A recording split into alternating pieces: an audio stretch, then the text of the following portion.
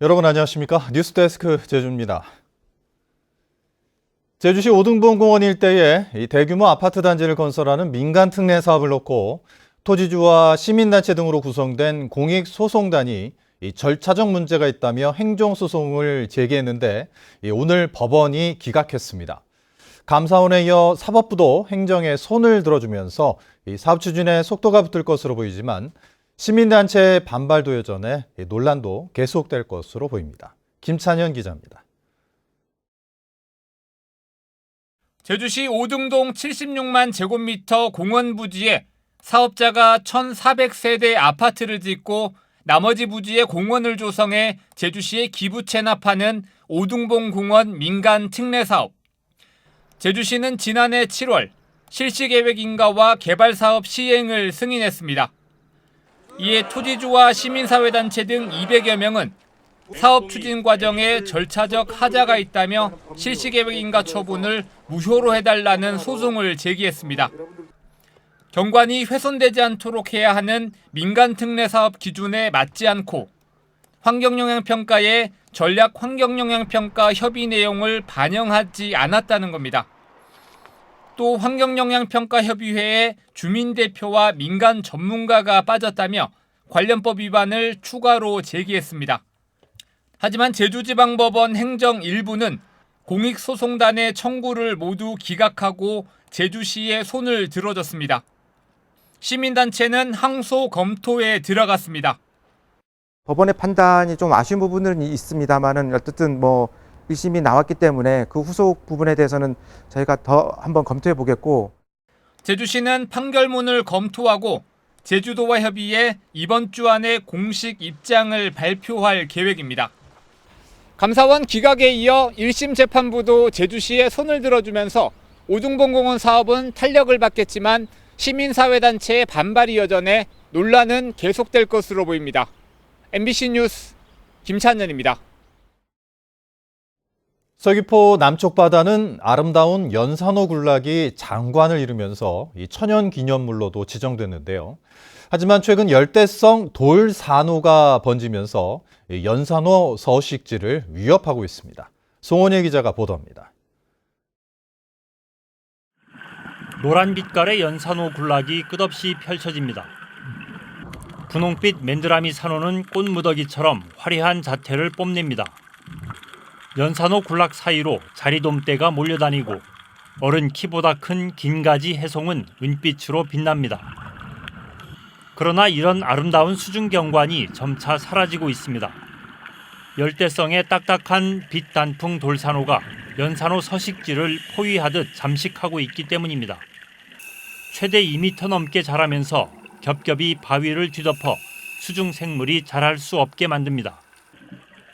녹색연합이 올 들어 제주바다의 돌산호를 조사한 결과 수심 10m에서는 해조류 뿌리를 뒤덮고 수심 20m에서는 연산호 서식지를 뒤덮는 것으로 나타났습니다. 난대성 담홍 말미잘이 산호에 부착해 성장을 방해하는 현상도 확인됐습니다. 서귀포 가파도 주변 수온이 최근 4년간 3도 이상 오르는 등 급격한 수온 상승이 원인으로 지목되고 있습니다. 수온이 천천히 오른다고 하면 공존하는 게 보통인데요. 제주바다의 수온이 급속히 상승을 하고 있는 이 변화에 따라서 경산호의 빛단풍 돌산호 서식지가 급속히 확산이 되고 연산호 군락지를 덮어버리는 특이한 상황으로 파악이 되고 있습니다.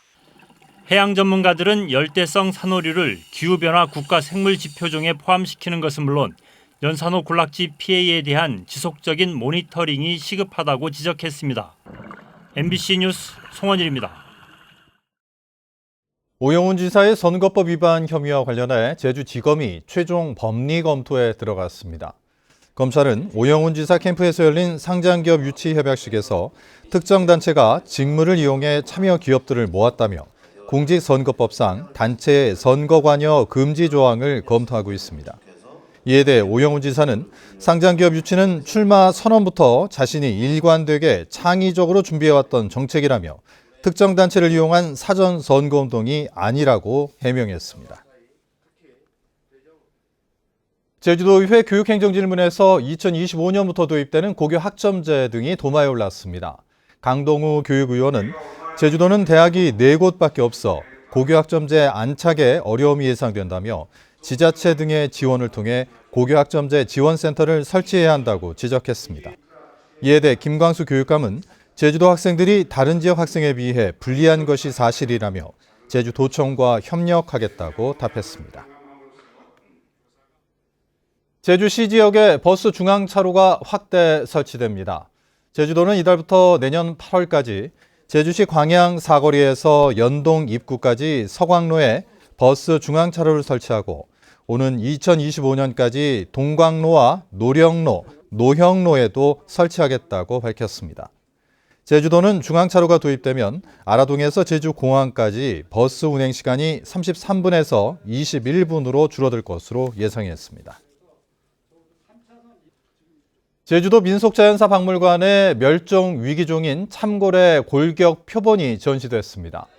참고래의 몸 길이는 12.6m로 지난 2019년 12월 제주시 한림항 앞바다에서 사체로 발견됐고 박물관 공터에 16개월 동안 묻어 기름을 제거한 뒤 표본으로 제작했습니다. 박물관에는 고래 영상을 볼 수 있는 복합 문화 공간이 설치됐고 제주 바다의 민속자연사 자료를 전시하는 특별전도 열립니다. 서귀포 경찰서는 차량을 빨리 출고해주겠다고 속여 돈을 가로챈 혐의로 현대자동차 판매 사원인 57살 현모 씨를 구속했습니다. 현 씨는 반도체 수급 등으로 차량 출고가 지연되자 계약금을 개인 계좌로 송금하면 다른 사람이 취소한 차량을 주겠다고 속여 지난해 12월부터 38명으로부터 8억 원을 가로챈 혐의를 받고 있습니다.